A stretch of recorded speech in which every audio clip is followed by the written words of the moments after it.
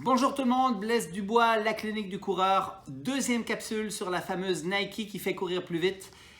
Aujourd'hui, on va parler de science, de terrain. On va parler aussi des records du monde qui se sont battus avec cette fameuse chaussure. Des contre-exemples aussi, bien évidemment. Et j'ai fait tout ça avec mon collègue Maximilien Lapierrière qui va vous écrire un blog et qui va être publié très prochainement.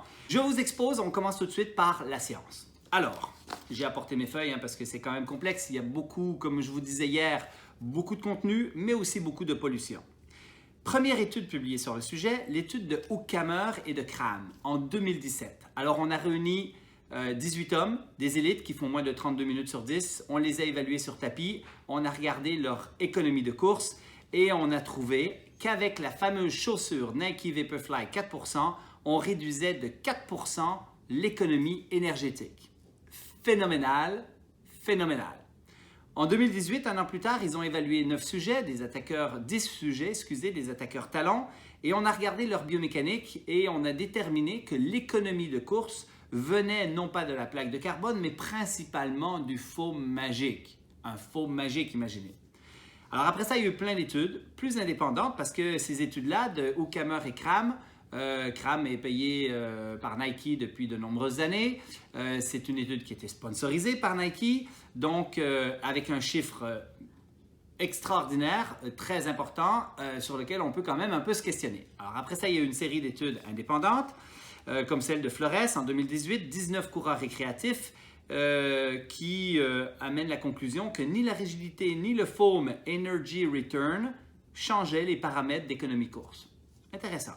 Barnes, qui lui fait une étude spécifiquement avec le Nike Vaporfly, 24 sujets, des hommes et des femmes, et par rapport au Spike, on avait quand même une amélioration de 2,6% de l'économie de course. Et sur la Adidas Adizero Adios, qui est une chaussure plus lourde, de 240 grammes, on avait quand même une amélioration de 4,2, mais de 2,9% si on matchait le poids. Ce qui était particulier dans cette étude-là de Barnes, grande variabilité interindividuelle. Hunter 2019 fait une autre publication, on la compare à la Nike Zoom Streak et là on a une chaussure quand même légère, 192 grammes versus la Vaporfly qui est à peu près à 180 parce qu'on la compare à la Next et on a une amélioration de 1,9%, donc beaucoup moins conséquent que ce qu'on avait avant. Et quand on la recompare à la Adidas Adizero, celle avec laquelle Huckhammer avait fait sa première étude, on a une variabilité de 2,8% moyen.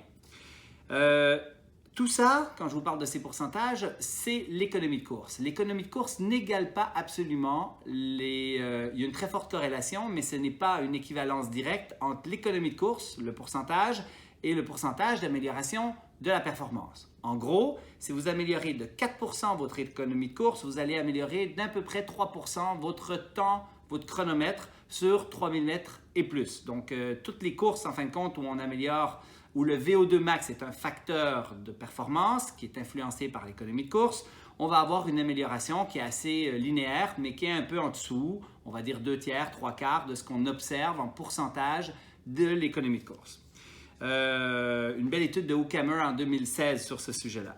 En 2020, il y a une autre étude, Guinness. Alors là, on évalue 1500 sujets et on regarde l'estimation du temps en essayant de comparer des marathons que les personnes avaient fait avec ou sans les chaussures les années précédentes avec des conditions un peu similaires. Et ce qu'on constate en fin de compte, c'est qu'avec la Vaporfly, Next ou 4%, on avait une amélioration de la deuxième demi du marathon. Et là, on se questionne sur, en fin de compte, préservation musculaire et ainsi de suite. Et on observe une amélioration des chronos, et là je parle bien des chronos et non pas de l'économie de course, chez les hommes de 1,5 à 2,9, chez les femmes de 0,8 à 2,4. Tout ça en considérant leur ancienne chaussure qui était plus lourde et tout ça en considérant, sans considérer, je devrais dire, le fait que cette chaussure-là amène un effet placebo quand même important, on l'a vu hier. Voilà. Une autre étude qui a été publiée en 2019-2020, c'est la nôtre, en fin de compte, avec Kim Hébert-Lausier de l'Université de Waikato, en Nouvelle-Zélande. On a testé 18 hommes récréatifs, VO2 max de 55, 33 ans en moyenne, et on a testé 3 chaussures de façon randomisée. la Nike Vaporfly, 4%, la Saucony Endorphin Racer 2, qui est une chaussure très légère, 88% d'indice minimaliste, une chaussure de 150 grammes, donc très légère, plus légère encore que la Nike Vaporfly. Et là, on avait une différence entre les deux d'à peu près 1,4%. Et les gens trouvaient la Saucony moins confortable, donc avaient certainement moins l'habitude d'avoir des chaussures plus minimalistes parce que leurs chaussures traditionnelles faisaient plus de 300 grammes en moyenne chez cette population-là, avec des indices minimalistes de 35%. Ce qu'on a constaté dans notre étude, encore une fois, c'est qu'il y avait une très grande variabilité interindividuelle. 29% des gens seulement avaient une amélioration et de la performance et de l'économie de course avec la Vaporfly. Il y en a qui avaient une très grande amélioration, d'autres avaient une détérioration de leurs conditions dans cette chaussure-là.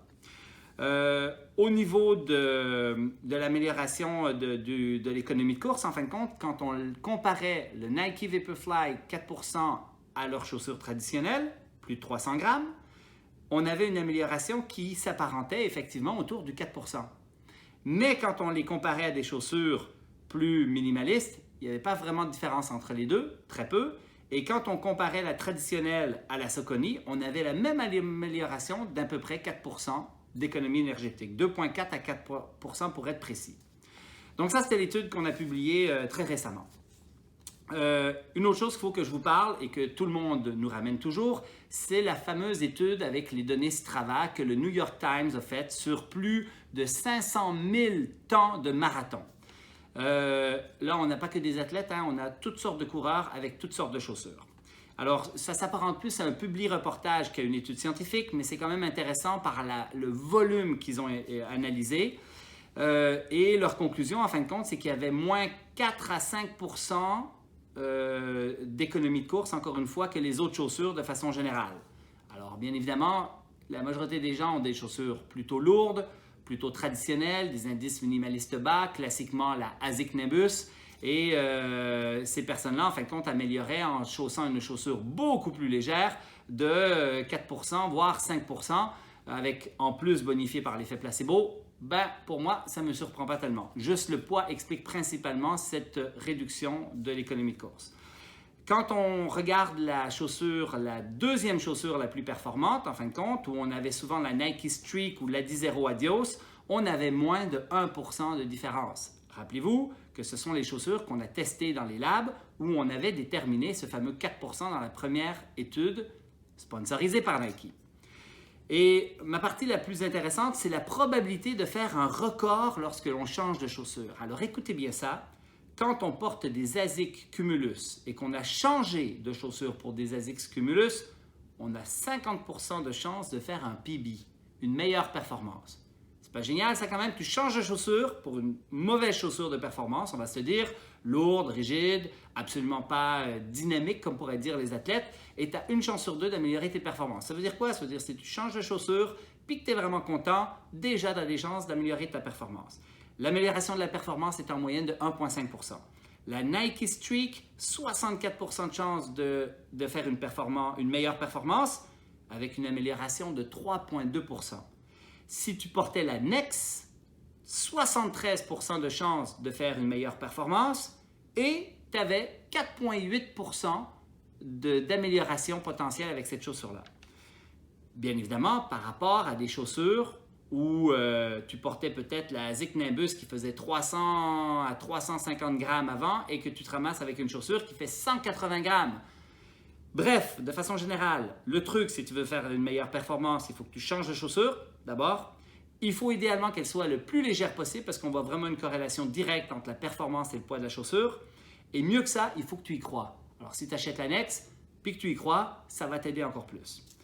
Il faut savoir que le poids est vraiment le critère numéro 1 pour expliquer l'amélioration de la performance et l'augmentation du pourcentage de réussite.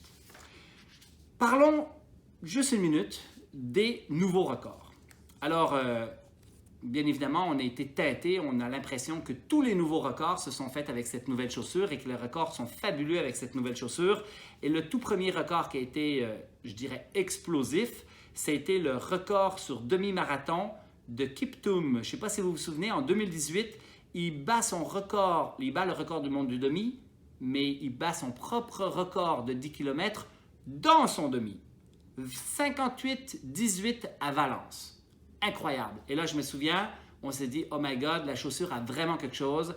Et là, ben, ça a teinté les esprits. Bon, on a découvert plus tard qu'il avait un passeport biologique irrégulier. Finalement, il a été dopé, son record a été retiré, mais quand même, ça nous a marqué. Les contre-exemples, en fin de compte, sont quand même assez nombreux. Alors, Keitany, en 2017, fait un record du monde en 2h17 pour le marathon que des femmes. Kosgei, avec les Nike, fait 2h14, mais dans des marathons avec des hommes, bat le record du monde de Paula Radcliffe, qui date quand même de très longtemps et qui était donc tout proche avec autre chose que ces chaussures-là.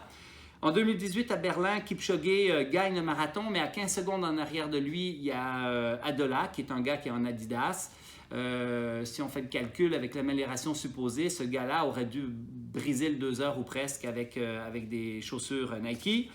Et il faut se souvenir que les marathons, les records sur marathon se sont battus année après année. Donc en 2008, on a Haile Gebrselassie, Macao qui bat son record en 2011, Kipsang qui le bat en 2013, Kimetto qui le bat en 2014, toujours avec des Adidas. Et depuis, un petit silence jusqu'en 2018 où là, Kipchoge bat le record du monde et il fait 2h01.39, excusez, qui est un record du monde incroyable, et il améliore sa marque par 1,16%, ce qui est énorme. Énorme pour un record du monde, pour un athlète élite. Mais on est très loin du fameux 4%. Il améliore sa marque de 1,16% et ça lui prendra 2 ans avec cette chaussure pour réussir à battre son record. Et moi, je suis très intrigué. S'il n'avait pas changé de chaussure par rapport à ses habitudes d'avant, est-ce qu'il aurait battu son record? Autant, pas autant, et ainsi de suite. Il faut savoir que son record datait de 2016 en 2h03.05. Et le dernier record du monde qui s'est battu, entre autres, qui est intéressant, c'est Ronex Kipruto, 10 km, il fait 26-24, il enlève en 14 secondes. Et là, on dit, encore les chaussures, mais finalement, non, quand on regarde la vidéo, il a les Adidas Takumi, 175 grammes, donc très minimaliste, mais aussi très légère. Il fait ça le 12 janvier 2020, record du monde sur 10 km. Ces contre-exemples sont intéressants parce qu'elles nous amènent à nous re-questionner sur si ce gars-là avait battu le record du monde avec la chaussure, on aurait impliqué la chaussure encore une fois. Non, il l'a battu parce que lui, il était prêt à le battre. Et après ça, là, il faudra suivre les nouvelles pour savoir si son passeport était clean ou pas. Je conclus cette longue vidéo, riche quand même, plein de sciences, plein de trucs, avec les conclusions. Conclusion numéro 1. Cette chaussure coûte une fortune. Il faut le dire quand même, plus que n'importe quoi, qui a un effet placebo, qui va coûter cher à l'athlète et qui ne sera peut-être pas toujours accessible à tout le monde. Deuxième conclusion. La science montre une grande variabilité interindividuelle, autant sur l'économie que sur la performance. Et cette science actuellement est quand même, on va se le dire, insuffisante pour pouvoir conclure de façon très claire. Mais ce qu'on observe sur le terrain et en relation avec cette science, c'est qu'il y a une amélioration de la performance avec cette chaussure qui n'est pas de 4%, mais qui pourrait être d'autour de 1,5%. Les Nike Vaporfly 4% ne réduisent pas votre running economy de 4%, ni votre performance de 3% de façon générale. Les Nex, qu'on avait mis à 5%, ne réduisent pas votre économie de course de 5%, ni vos performances de 4%. L'avantage de cette chaussure, c'est son poids. Ils ont réussi à faire une chaussure épaisse, amortissante, mais très légère. Et c'est ça le nerf de la guerre depuis le tout début sur la chaussure de performance. Si on regarde l'avantage moyen, comme je vous disais, c'est autour du 1%. Et ça, c'est en considérant ceux qui sont adaptés aux grosses chaussures. Autre petite chose, les études semblent montrer de façon, c'est ce qu'on observe et ça reste des hypothèses pour l'instant, mais que les attaqueurs talons répondraient mieux à cette chaussure-là, pour être plus économique, que les attaqueurs mi-pied ou avant-pied. Autre conclusion, si vous êtes adapté à des grosses chaussures, cette chaussure Nike Vaporfly, Next 4%, pourrait avoir un réel avantage. Un réel intérêt parce que votre transition entre votre grosse chaussure auquel vous êtes adapté vers cette chaussure de performance très légère mais qui a les caractéristiques d'une grosse chaussure au niveau de son épaisseur, de son drop, de sa rigidité, ferait en sorte que vous allez pouvoir faire un transfert beaucoup plus rapide et vous allez pouvoir porter rapidement cette chaussure-là pour faire un marathon et performer sur marathon. Par contre, on parle ici bien évidemment de marathon parce que si vous pensez aller plus vite sur un 10 km, pas convaincu. Peut-être que ça aurait une influence bien plus sur l'état de fatigue en lien avec la non-adaptation à des chaussures plus minimalistes. Mais si vous êtes adapté à des chaussures minimalistes, ne pensez pas que vous allez améliorer vos performances avec cette chaussure-là. C'est loin d'en être certain actuellement. Et principalement, si vous n'y êtes pas adapté, vous courez en plus un petit risque. Cette chaussure-là a des grandes variabilités interindividuelles. Il faut personnaliser notre prescription. Dans un monde idéal avec un athlète de haut niveau, on le teste. On lui met l'embout d'oxygène, on le fait courir sur le tapis, on lui teste différents types de chaussures pour savoir s'il est un répondant ou pas à cette chaussure. Au niveau des blessures, on ne sait pas trop encore. On commence à avoir des retours de personnes qui l'ont testé et qui se sont fait des blessures en lien avec sa mollesse et son instabilité. On va suivre encore un petit peu plus ça pour voir où est-ce que ça mène. Créer des dépendances, on en a parlé hier certainement, mais la réelle révolution de cette chaussure, c'est que l'homme moderne, désadapté aux moins de chaussures, pleinement adapté aux grosses chaussures maximalistes, pourra enfin trouver une chaussure légère, mais maximaliste, et donc pouvoir faire de la performance sur de plus long. On a traversé toute la séance sur le sujet. Maximilien vous fait un blog qui va être même un peu plus détaillé et on se revoit demain à 9 h pour une autre capsule.